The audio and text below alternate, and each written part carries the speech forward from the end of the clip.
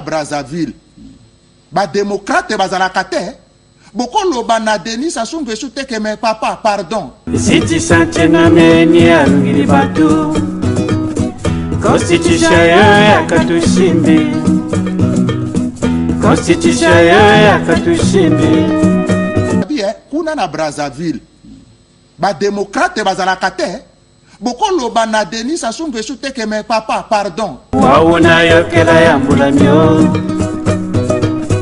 Wazingila bakutungiliji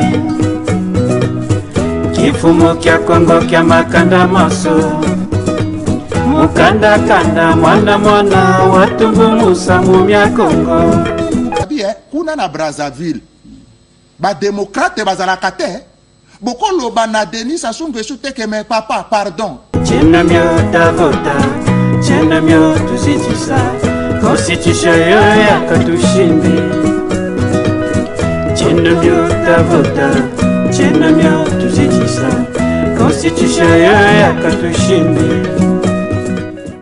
Les réactions de ces acteurs politiques qui boudent, par exemple, ces consultations-là.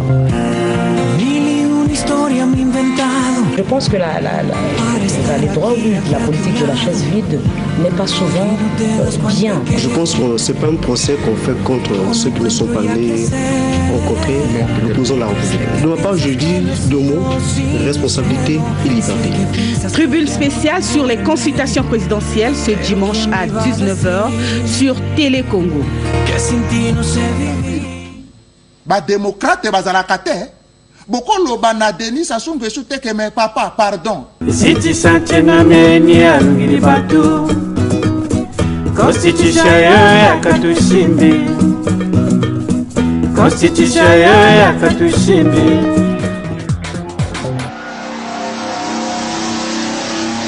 Il y a peu, le président de la République avait décidé de recevoir les différentes forces vives de la nation.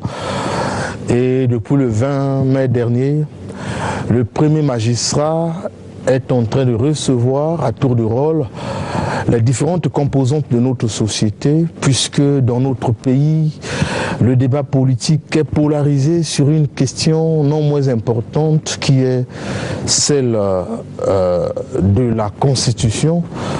De l'autre, d'un côté, vous avez ceux qui disent il faut changer cette Constitution du fait qu'il y a trop d'insuffisances, trop de manquements.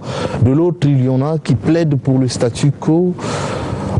Quel est le regard que porte notre rédaction sur cette question? Pour vous en parler ce soir, nous avons Cyril Safoubati, secrétaire général de notre rédaction, Bibiane Itoua, chef de service politique, Ben Opena, chef de service économique, et Brice Abanzounou, qui est notre reporter permanent là-bas au Palais du Peuple pour suivre ces questions de paix. Bonsoir, chers collègues. Bonsoir. Je voudrais commencer par le secrétaire général de rédaction. Bachi, comment avez-vous apprécié l'initiative du président de la République tendant à écouter les différentes forces vives de la nation sur cette question qui est devenue très préoccupante? C'est une bonne initiative. Nous sommes un pays de dialogue et la gouvernance du chef de l'État est toujours placée sous le signe du dialogue. Voilà en quelques mots ce que je peux dire. Je peux dire que c'est une bonne initiative qu'il faut pérenniser et c'est une initiative qui fait école dans d'autres pays. Merci Cyril Safoubati. Bibiane Itoua, vous qui êtes notre politique maison, le président de la République, toujours soucieux de la bonne marche des institutions, de la bonne marche de la République, cette fois-ci reçoit les forces vives de la nation. Avez-vous un regard particulier en tant que journaliste politique?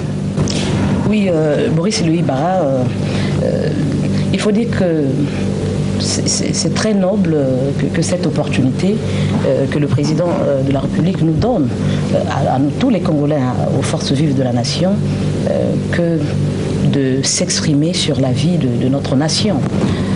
Notre nation qui aujourd'hui, il faut le dire, a retrouvé la paix.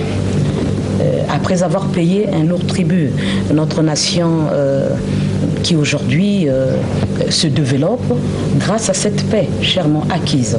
Nous n'avons pas besoin de rappeler toutes les péripéties, mais nous le devons à la paix, tout ce qui se fait dans le pays.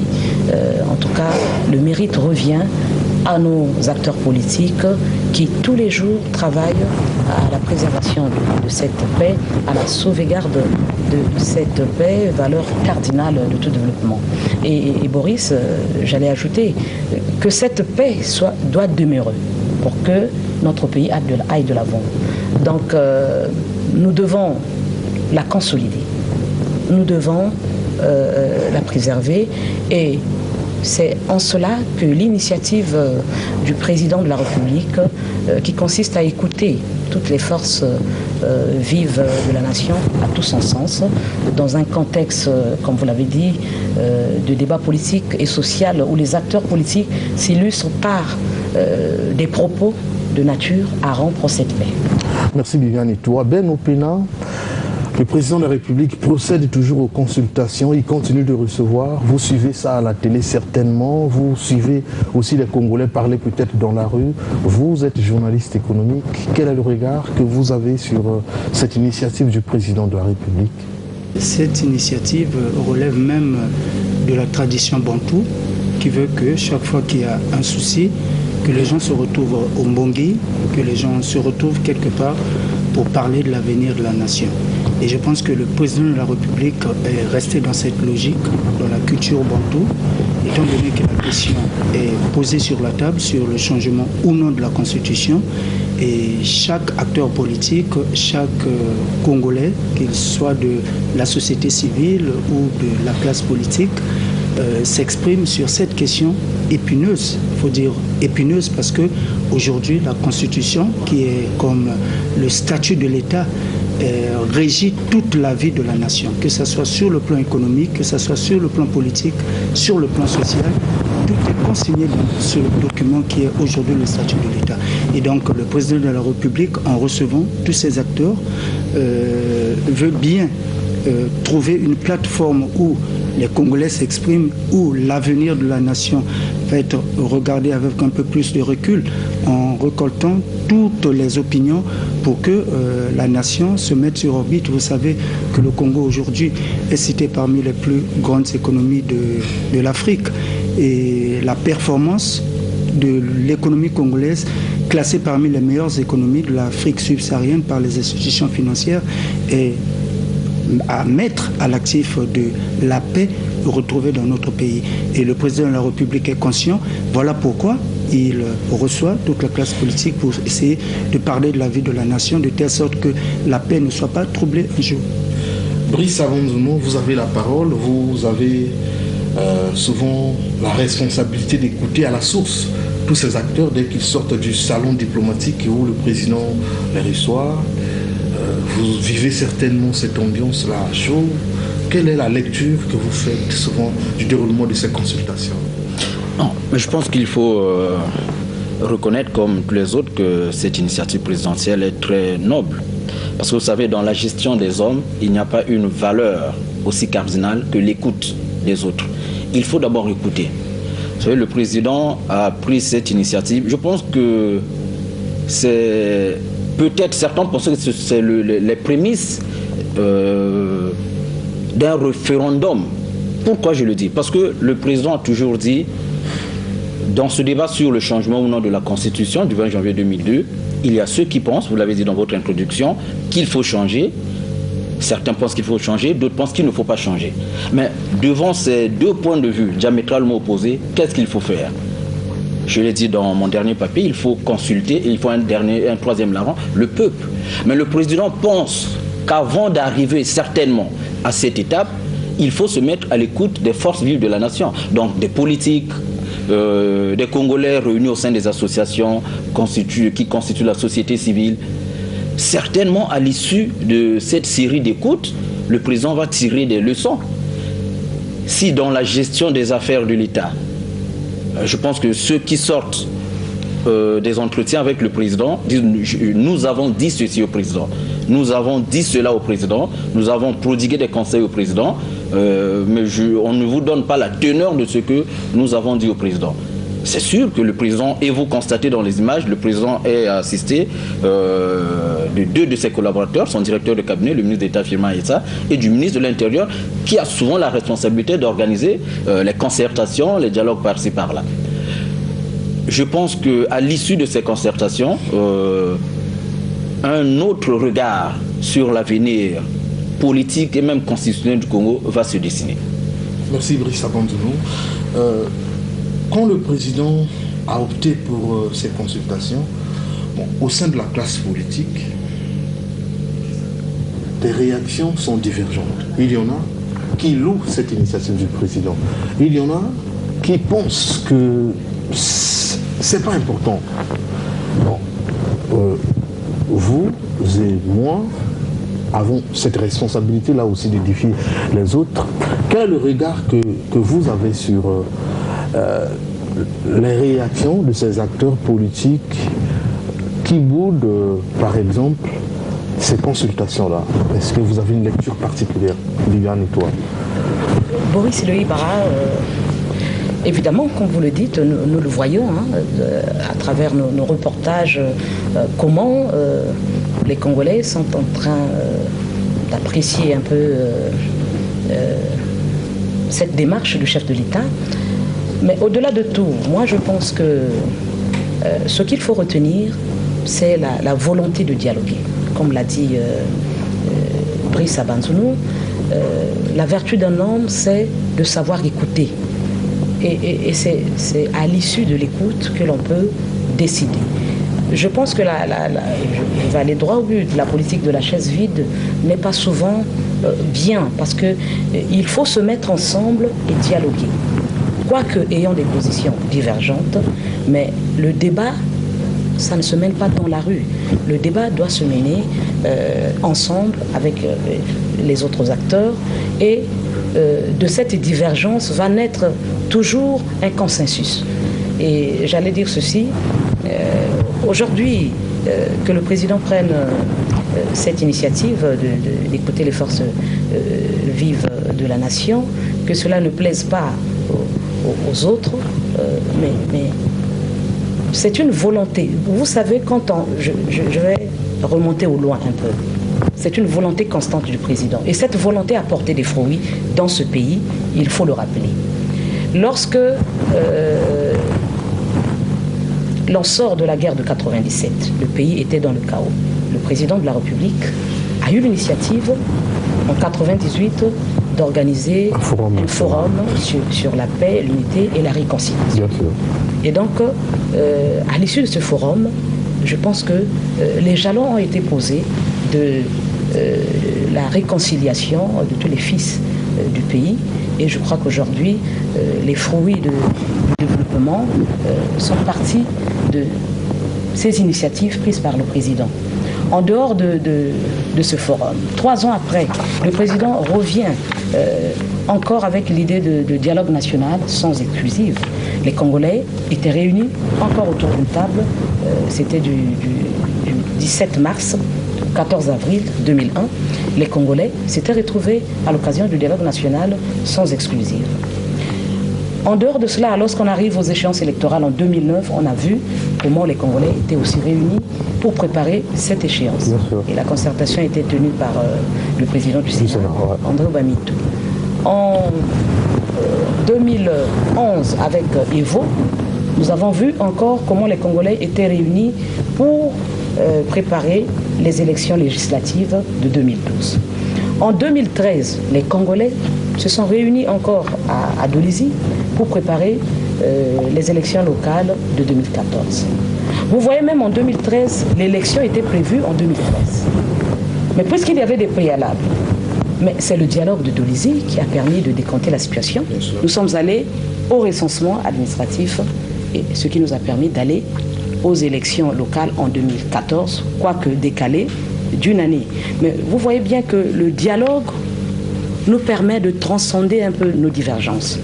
C'est une bonne occasion que les politiques, que les Congolais devraient saisir pour aller de l'avant. Et c'est en cela que je pense que c'est une bonne initiative du président que d'écouter le peuple, que de permettre aux uns et aux autres de dialoguer, mais dans la paix. C'est normal que les politiques s'affrontent au plan des idées, mais dans la sérénité, dans la préservation de la paix. Nous n'allons pas basculer dans la violence parce qu'on a des points de vue divergents, mais non, nous le faisons pour la construction de notre nation, mais dans la paix. Pour répondre à votre question, dans la même lignée que Bibiane, la politique de la chaise vide, elle n'a jamais été bonne. Vous voyez, Bibiane a parlé des concertations qui ont eu lieu depuis la fin de la guerre de 97 jusqu'en 2013 avec la réunion d'Evo. Ça, c'est des réunions publiques pilotées par le ministère de l'Intérieur. Et même à ce niveau, il y a des formations politiques qui ont refusé de participer à ces dialogues-là. Alors, on peut se demander pourquoi. Alors, ça, c'est des choses qui se passent dans une grande salle où il y a des officiels, il y a des partis politiques représentés par un certain nombre de délégués. Mais la particularité de ces consultations, c'est que c'est le président qui vous appelle, dit je veux vous écouter pour dresser en quelque sorte l'état de la nation. Donc c'est un leader politique, un responsable d'une association, soit d'un groupement d'associations qui arrive, qui dit monsieur le président, dans tel domaine de la vie politico-sociale, ceci marche, ceci ne marche pas, parce que les gens ne vont pas là-bas pour dire au président, pour faire plaisir au président. Il y a je crois c'est un responsable de la jeunesse qui a dit nous ne sommes pas venus pour faire plaisir au président, pour dire au président ce qui ne marche pas.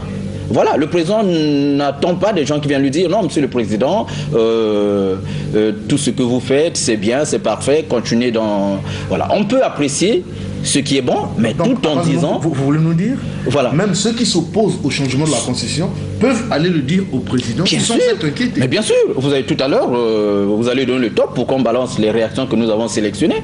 On connaît, puisque tous ceux que le président a reçus, leurs points de vue ont été déjà connus. Le point de vue du ministre Kolela, avec son MCDD, est connu. Le point de vue du ministre Silou est connu. Mais le président a bien voulu l'entendre personnellement, que ça sorte de ses responsables. Et certainement, ils ont eu l'occasion de développer les raisons de leur position. Pourquoi ils disent non? Et ceux qui disent oui doivent certainement, on dit aussi au président pourquoi ils disent oui au changement de la Constitution. Mais donc, pour répondre à votre question, ceux qui refusent cette main tendue du président, je pense que Gongara l'a dit, c'est pas bon. Vous allez l'écouter tout à l'heure. Cyril Safou-Bachi, nous avons pour patrimoine commun très sacré ce Congo. Celui qui dirige, le président de la République, a cru bon d'entendre tout un chacun. C'est rare en Afrique de voir ce genre d'initiative. Quelle appréciation faites-vous sur le débat Est-ce que ça devrait donner même lieu à un débat du genre non, nous n'irons pas là-bas, dès lors qu'il reçoit toute la classe, toutes les forces politiques, toutes les forces vives comme étant le père de la nation? Est-ce que ce refus peut être justifié de ne pas aller rencontrer le président de la République pour dire ce que vous pensez? Bon, je pense que ce n'est pas un procès qu'on fait contre ceux qui ne sont pas allés rencontrer le président de la République. Il faut éclairer les choses. De ma part, je dis deux mots, responsabilité et liberté. C'est de leur responsabilité et c'est de leur liberté de répondre favorablement ou non à la main tendue du chef de l'État. Ce sont des consultations directes. Bibiane et Banzouno l'ont dit tout à l'heure, que nous avons déjà connu ce genre de consultation avec le président du Sénat, avec le ministre Mboulou. Est-ce que ce sont les échecs de ces consultations qui ont conduit le chef de l'État finalement à aller au-devant de la scène et recevoir tout le monde? Ce sont vraiment des consultations directes. Pour ceux qui ne vont pas, ceux qui ne se rendent pas au palais du peuple, je pense qu'ils ont leur raison, mais à condition que leur démarche ne porte pas atteinte à la paix retrouvée. Bibiane l'a rappelé tout à l'heure. Les raisons des uns et des autres, on n'a pas le droit de jeter l'anathème. Quand certains vont déjà jusqu'à dire s'il faut casser, on va casser. C'est ça, ce sont les propos va en guerre, on n'en a pas besoin. Ça c'est ce qui commence à inquiéter. Ça, c'est ça. Mais je voudrais dire autre chose, c'est que nous avons au Congo des cadres institutionnels du dialogue, comme le Parlement. Là-bas au Parlement, tout le monde peut s'exprimer. Mais je répète que ceux qui ont décidé de ne pas aller au palais du peuple pour écouter ou faire entendre leur voix au chef de l'État n'ont pas le devoir, n'ont pas l'obligation de tenir des propos incendiaires. Vous savez, lorsqu'il y a crise dans un pays, personne n'est épargné. Non, non. Donc, du coup, chacun a le devoir et l'obligation de préserver la paix. Merci Ben Opina. Oui, Boris, à propos, vous savez que c'est de la divergence des opinions que naît le consensus. Et moi, je pense que ces divergences d'opinion relèvent bien de la vitalité de la démocratie dans notre pays. Et vous savez, même en matière d'économie, la politique de la chaise vide ne paye jamais. Si vous êtes absent à une négociation, si vous voulez boycotter une négociation, mieux vaut être là pour faire prévaloir son point de vue. Parce que si vous vous absentez, c'est le point de vue de la majorité qui va triompher et vous allez subir la décision de la majorité. Donc je pense que ce n'est pas une bonne attitude. Et en ce qui concerne ces propos incendiaires que nous avons écoutés, ici, c'est vrai, le secrétaire général l'a dit, on ne va pas ici faire le procès des positions des uns et des autres, mais au moins ce qui saute aux yeux, ce qui est évident, c'est qu'aujourd'hui, le Congo, comme je l'ai dit au début de mon propos, que le Congo est bien parti sur le plan économique. Voyez-vous, Boris Ibarra, jusqu'en 2005, le budget de l'État n'avait jamais atteint 1000 milliards. Et aujourd'hui, le budget de l'État, même s'il est rectifié, mais la moyenne dans les 5 années que nous avons passées s'est située à 4000 milliards. Alors ça, ce n'est pas rien. Et la performance de l'économie congolaise a justement suscité l'admiration de la part des institutions financières qui ont finalement classé le Congo parmi les économies les plus performantes de l'Afrique subsaharienne. Ça aussi, ce n'est pas rien. Et vous savez qu'aujourd'hui, au Congo, avec 10 ans déjà de municipalisation accélérée, qui a complètement transformé le visage de nos départements, qui a modernisé nos départements.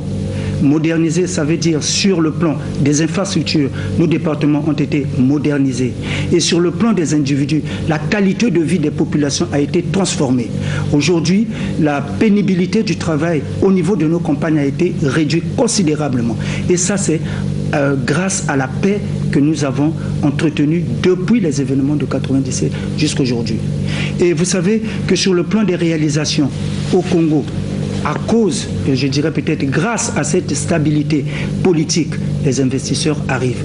Vous avez suivi le plus grand groupe cimentier au niveau de l'Afrique, tenu par le plus riche de l'Afrique, Dangote, a installé une cimenterie au Congo. Ce n'est pas rien.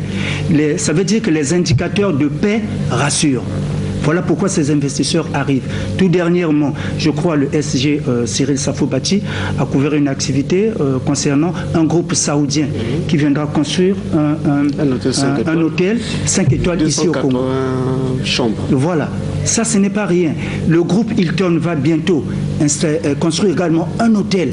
Le groupe Hilton, c'est une grande chaîne hôtelière reconnue sur le plan international. Et ça, c'est parce que nous avons réussi à stabiliser notre pays sur le plan politique. Et moi, je pense que c'est des acquis que nous devons capitaliser et garder de peur de les perdre. Sinon, le Congo va régresser et retrouver ce niveau d'aujourd'hui. Je pense que ça ne sera pas évident. Donc, aux acteurs politiques de mettre de l'eau dans le vin.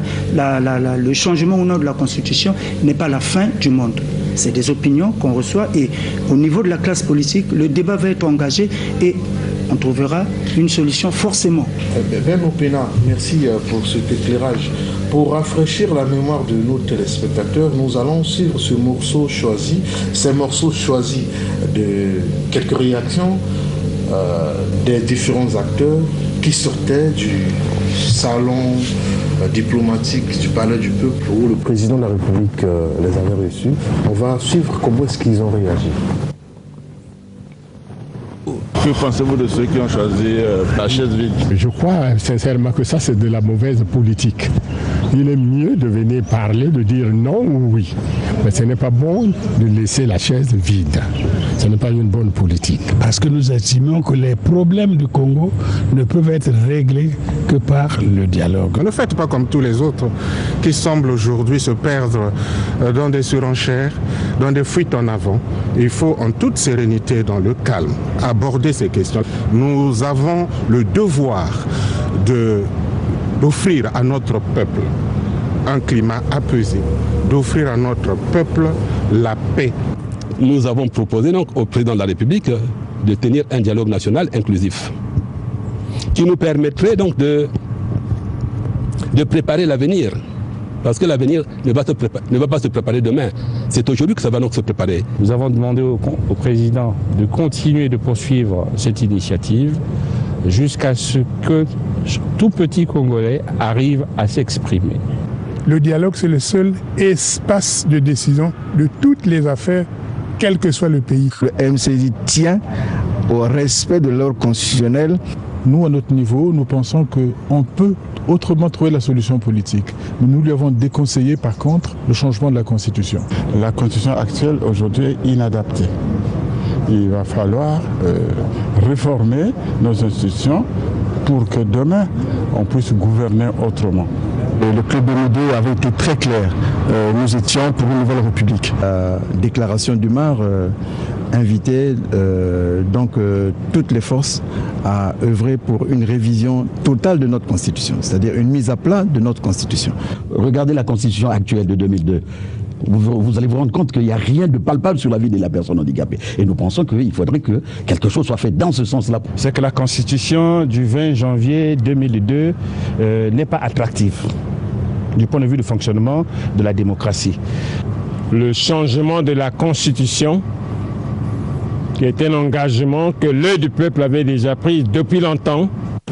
Il y a peu, je pense qu'il n'y a pas un an, souvent avec les acteurs politiques, j'en ai reçu ici, qui reprochaient au président Denis Sassou Nguesso d'aller régler les problèmes d'ailleurs. Mais ici, il n'a jamais disposé d'une seule minute pour discuter avec ses opposants, qui ne sont pas ses ennemis, qui sont seulement ses adversaires politiques. Bon, je ne voudrais pas citer leur nom.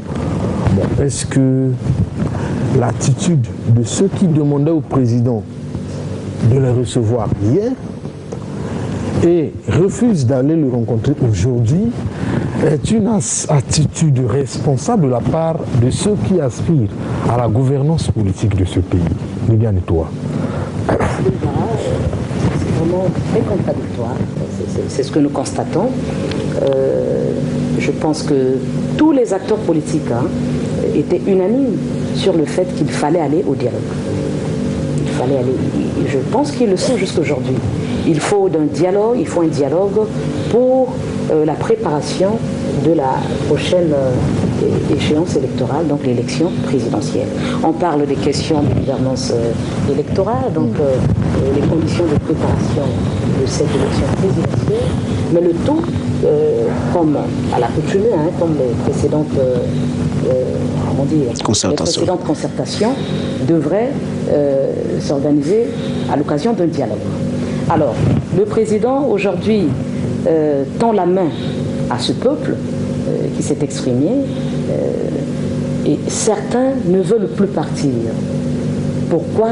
Je me demande. Pour quel agenda politique? Je me demande. Mais c'est ce qu'on a dit tout au début. Je pense que il vaut mieux aller. Cela ne sert pas de faire des procès d'intention aux autres, parce que nous lisons aussi cette actualité. Et si on est un observateur honnête de la vie politique de notre pays, je pense que tout le monde a vu comment le président de la République, à l'époque, président de la République, et lors de la conférence nationale souveraine, nous sommes en 90, s'était comporté par rapport à la position de son parti. Nous avons vu que tout son parti, le Parti congolais du travail, avait sillonné tout le pays pour dire non à la démocratie.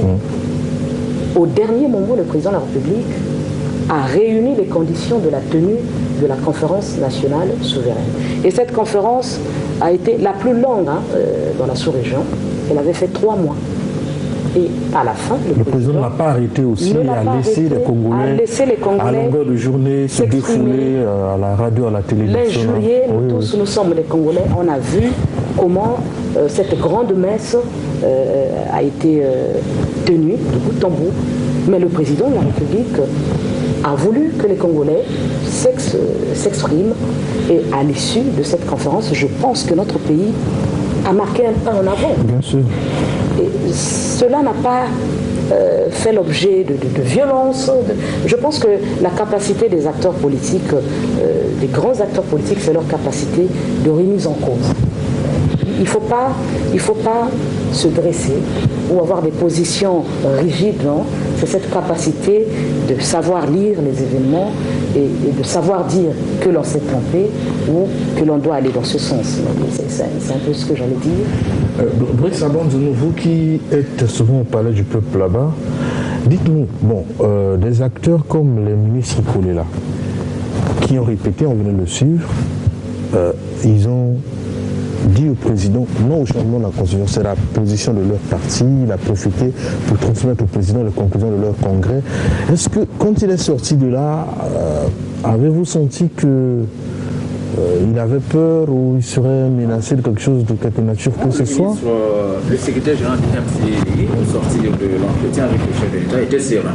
Je pense que il faut apprécier son objectivité de venir dire sa position au chef de l'État. C'est vrai que quand ils sont en conseil de ministre, ça c'est la République. En tant que responsable d'une formation politique, il n'a pas voulu faire comme les autres. Vous avez suivi le ministre Elo Matamapouya tout à l'heure dire il ne faut pas faire comme les autres qui font la surenchère. Le ministre Kibris Parfait Kolela est venu dire au président de la République pas seulement sa position, la position du parti. Ça veut dire que c'est une décision prise dans le consensus par le MCDDI et lui, en tant que responsable du parti, est venu la transmettre au chef de l'État. Je pense que Bibiane a dit tout à l'heure, on l'a dit, que la politique de la chaise vide n'est pas bonne. Et c'est ce que certains qualifient faire de l'opposition pour l'opposition. Quelles que soient les raisons que peuvent évoquer ceux qui ont refusé cette main tendue du président, mais les raisons ne se justifient pas. Le président vous appelle, venez, je vous écoute. Voilà pourquoi le ministre Kolela est parti. Mais lui, il a eu une position autre que celle qui pense que c'est l'homme le plus exposé, plus il est à la fois au gouvernement, il s'oppose au parti. Mais c'est la démocratie. La démocratie, c'est des points de vue divergents. Mais c'est ce que certains, je l'ai dit tout à l'heure, qualifient de l'opposition pour l'opposition. Vous vous souvenez, lors d'une cérémonie de présentation de vœux au président de la République, il y a des partis qui ont refusé d'aller saluer le chef de l'État. Oui. Ça, c'est naturel. C'est naturel. Le président de lui, joyeux, plutôt meilleur vœu, monsieur le président. Meilleur vœu, monsieur Tel, ça passe. À ce niveau-là, on ne cherche pas à savoir, on n'évoque pas les raisons politiques. C'est une cérémonie, par exemple, officielle, où les corps constitués nationaux, par exemple, sont invités à saluer le chef de l'État. Ça s'arrête là. Mais il y a ceux qui ont refusé. Et c'est les mêmes aujourd'hui, on peut dire, c'est pas un secret. L'UPADES récemment a tenu une session pour décider oui ou non il faut aller à ces consultations présidentielles. Et la décision de l'UPADES c'était non. Alors, à ce niveau-là, on peut se dire, est-ce que l'UPADES s'écarte de la politique de la nation ou bien l'UPADES continuera à parler, à émettre son point de vue sur la gestion de la chose publique? Oui, je vais dire quelque chose par rapport à ce que Bibiane a dit au sujet de la remise en cause. C'est vrai que je ne vais pas supplanter à Bibiane, hein. Il ne faut pas jouer aux Esquimaux, hein, si on ne peut pas résister au froid. Je voulais simplement dire que même en termes économiques, dans la négociation, on n'y va pas avec des a priori. Parce que de la négociation, c'est la concession. C'est-à-dire, vous perdez un peu, vous gagnez un peu, et l'autre aussi perd un peu, gagne un peu. Donc vous trouvez un juste milieu. Et moi je pense que ça s'explique bien sur le plan politique. Vous allez, le président de la République n'intervient pas là en tant que Denis Sassou Nguesso, mais là il intervient en tant que le père de la nation, le garant de la nation. Donc il n'y a aucune raison que tous ces partis politiques, tous ces acteurs politiques ne pas les recevoir. Voilà. Mais aujourd'hui c'est une belle occasion. Il est médiateur international dans d'autres pays, mais chez nous-mêmes, il est incapable de recevoir ses propres adversaires. Bon. Maintenant qu'il reçoit, est-ce que... Encore qu'il y a une opinion qui se dégage. Très souvent, on se dit, tout ce qu'on dit au président, par l'intermédiaire de ses collaborateurs, n'arrive jamais. Et voilà une aubaine que le président de la République offre à la classe politique, mais les gens refusent la mettre en auxiliaire. Il faut s'y ajouter. Il faut s'y ajouter quand même dire quelque chose. Lui, il venait de couvrir un congrès du RDPS qui a dit non au changement de la Constitution. Oui. Bon, mais sur les consultations, je ne sais pas quelle est la position du RDPS aujourd'hui. Cyril Safou Bati. Alors, j'avais interviewé le président sortant, Bernard Mbati, qui a dit qu'ils sont contre le changement de la Constitution du 20 janvier 2002, mais qu'ils répondront favorablement, je sais pas, les dirigeants du RDPS à l'appel du chef de l'État. Donc le RDPS, voilà, le RDPS s'oppose au changement de constitution, mais est favorable aux consultations directes avec le chef de l'État. En peu de mots, je disais tout à l'heure qu'il y a plusieurs canaux pour faire passer un message. Tout à l'heure, Abbas a évoqué un canal, la présentation de vœux au chef de l'État. C'est une occasion de glisser un mot au chef, de placer, comme vous le dites, placer un mot au chef de l'État. Abbas, tout à l'heure, a dit que le président, disons le ministre Kolela, est allé dire la position de son parti au chef de l'État. Il n'y a pas eu que le ministre Kolela et le ministre Silou qui a dit, nous avons dit au chef de l'État de ne pas changer la Constitution. Je reviens à ce que vous avez dit. Est-ce que le ministre Kolela est inquiété? La question ne doit même pas s'opposer. On ne va pas là-bas pour être inquiété à la fin. Ce n'est pas un procès. Pourquoi ont-ils peur d'aller au palais? C'est dit comme ça, c'est pas peut-être logique. Quand le ministre lui dit, j'ai dit au président de ne pas... C'est pas le président qui change la Constitution. La Constitution ne sera pas changée par le président. La Constitution sera changée par le biais... C'est le peuple. Et on ne peut... c'est le peuple qui changera la Constitution. Qui peut aussi refuser de changer la Constitution. Non, mais ça va se faire par le biais d'un référendum. J'ai pris cette expression crue pour tout simplement me souvenir de ce que le président de la République a dit, je crois, à la fin de la conférence nationale, que chacun s'est exprimé selon son tempérament. Donc, ça veut dire que devant le chef d'État, chacun parle selon son tempérament. Et je dis que personne ne sera inquiété. Sinon, à quoi ça sert d'organiser des consultations si tout le monde doit venir vous dire, monsieur le président, nous voulons qu'on change la Constitution, mieux que monsieur le président de la République, nous ne voulons pas qu'on change la Constitution. C'est pas moi. Deux choses très importantes. Deux choses.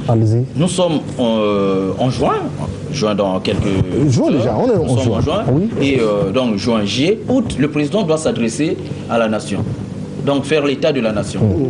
Je suis sûr qu'à partir de ces consultations, à partir de tous les éléments qu'il est en train de recueillir de la classe politique, de la société civile, ça va lui permettre de faire vraiment un véritable état de la nation, parce que d'habitude il le fait à base des fiches transmises par ses conseillers, par ses ministres, mais là il écoute directement les acteurs politiques qui ne sont pas forcément ses conseillers. Je pense que ça permettra au président d'avoir un autre regard. Et il faut dire aussi qu'à côté de ceux qui refusent d'aller rencontrer le président, mais à ceux qui cherchent à ce que le président les reçoive. Oui, bien sûr, dans les formations politiques qui sont opposées officiellement, il y a des personnalités qui vont certainement aller à titre individuel. Ben Opena, est-ce que c'est... vous savez, aujourd'hui, le monde étant globalisé, ce que nous disons aussitôt, ceux qui suivent la télé sur satellite vont suivre, ceux qui seront connectés sur Internet vont suivre. Ces acteurs-là, parfois en brandissant des menaces, aussitôt ils mettent ça sur Internet, après les médias prennent le relais. Est-ce que les investisseurs ne peuvent pas avoir peur de notre pays, rien que par les menaces proliférées par certains hommes politiques qui disent s'il faut casser, on va casser. Boris Loïc Barra, vous avez tout à fait raison. Parce que vous savez, en matière d'affaires, on dit que les investissements n'aiment pas le doute. Le doute, c'est quoi? C'est l'incertitude. L'incertitude, c'est quoi? C'est le trouble. Et moi, je pense que nos acteurs politiques, j'ai du respect pour eux, hein. Ce n'est pas une manière pour moi de tirer à boulet rouge sur eux, mais nous parlons justement des affaires qui concernent la nation. Et donc, je pense que ces acteurs politiques n'ont pas intérêt à tenir ce genre de discours, parce que les investisseurs sont connectés 24 sur 24 sur Internet. Parce qu'aujourd'hui, celui qui détient l'information détient le pouvoir. Donc ils ne peuvent pas venir investir dans un pays sans avoir lu la carte politique de ce pays. Est-ce que la situation politique est normale? Est-ce qu'il faut, oui ou non, investir dans ce pays? Donc, tous ces indicateurs-là sont devant les investisseurs. Et moi, je pense que nous n'avons pas intérêt, nos hommes politiques n'ont pas intérêt à tenir ce genre de discours, parce que nous avons en commun ce Congo qui a déjà gagné beaucoup de points sur le plan économique et qui ne cesse d'attirer les investisseurs chaque jour.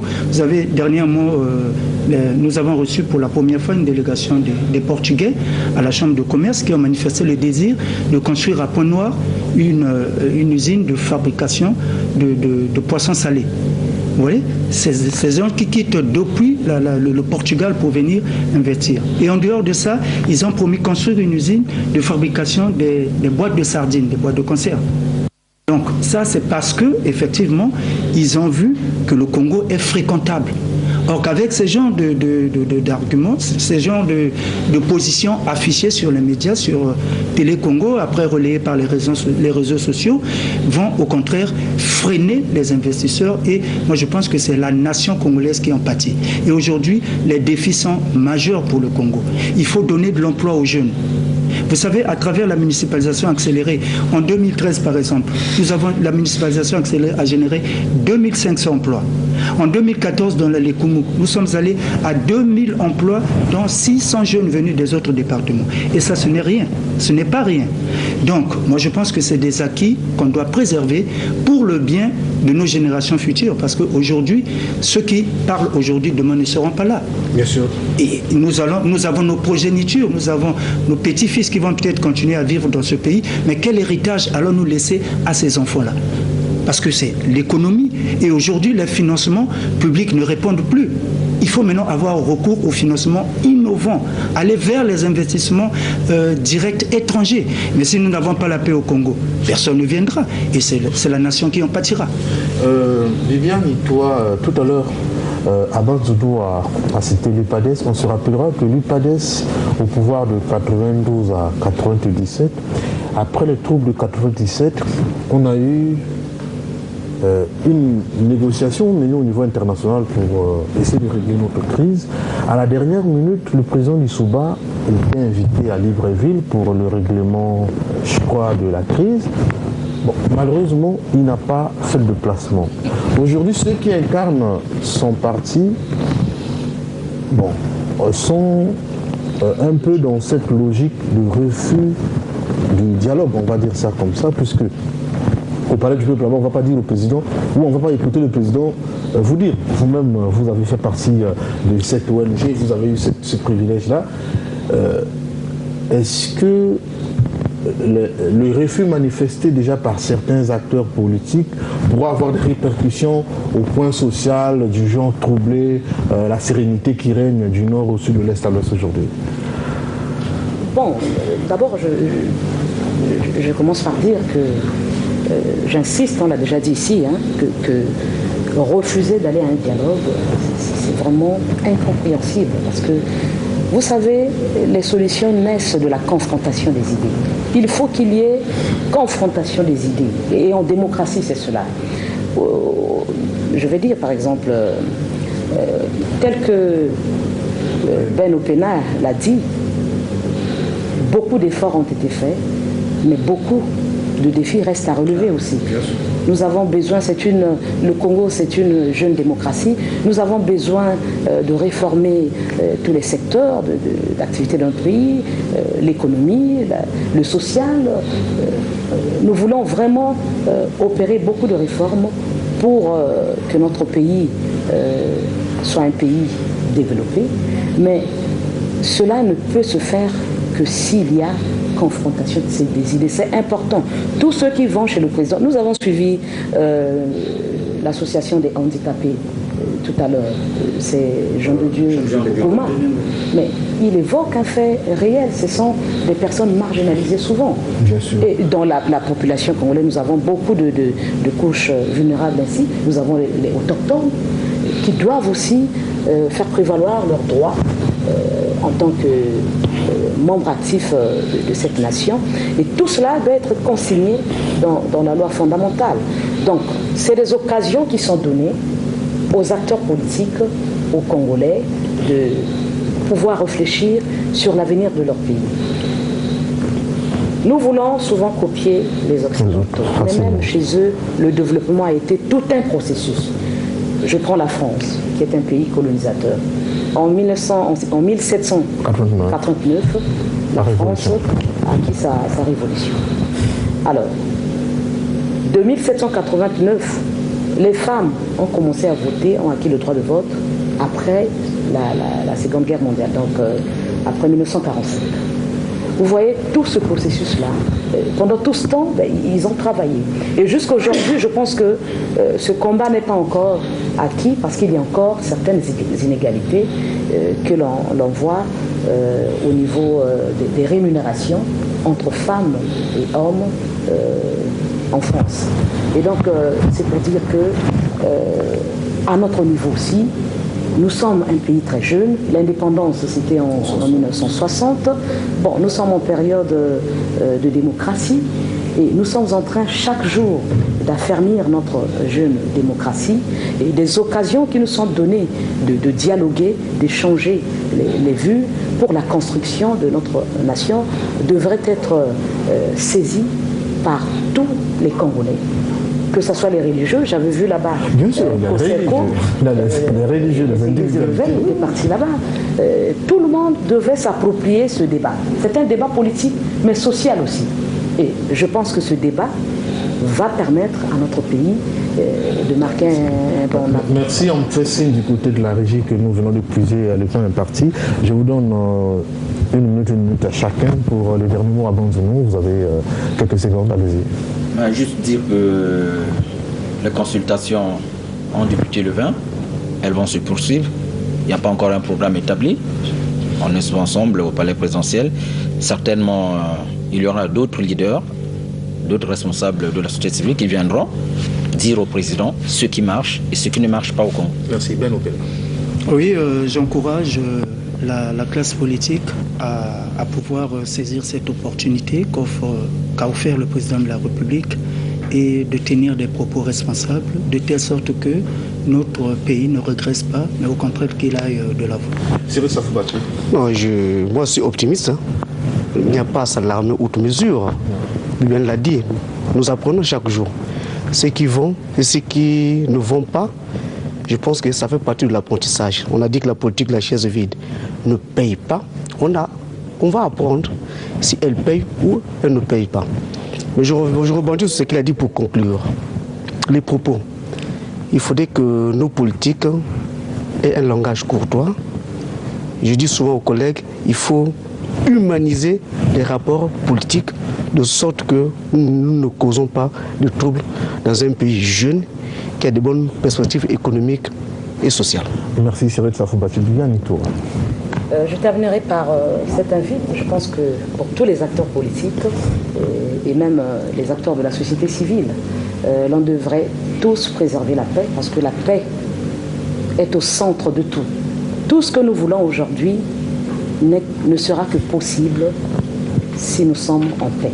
Donc, avant tout, priorisons la paix et travaillons dans le cadre du développement de notre État. Merci Viviane. Toi, fidèles téléspectateurs, merci de nous avoir suivis. Ce soir, nous avons voulu réagir sur cette problématique importante soulevée par le président de la République, les consultations présidentielles. Notre rédaction a tenté d'analyser l'ambiance qui se déroule actuellement. Comme les consultations n'ont pas pris fin, donc notre tribune ne va pas aussi s'arrêter maintenant. On aura peut-être un deuxième numéro d'ici là, s'il y en a qui voudraient apporter leur contribution dans la marche de notre nation, puisque en dehors du palais présidentiel, vous pouvez discuter avec le président, vous pouvez nous saisir, partager aussi vos idées avec les Congolais sur notre plateau ici. Merci de nous avoir suivis, nous retrouvons très prochainement et bonne suite de programme sur Télécom.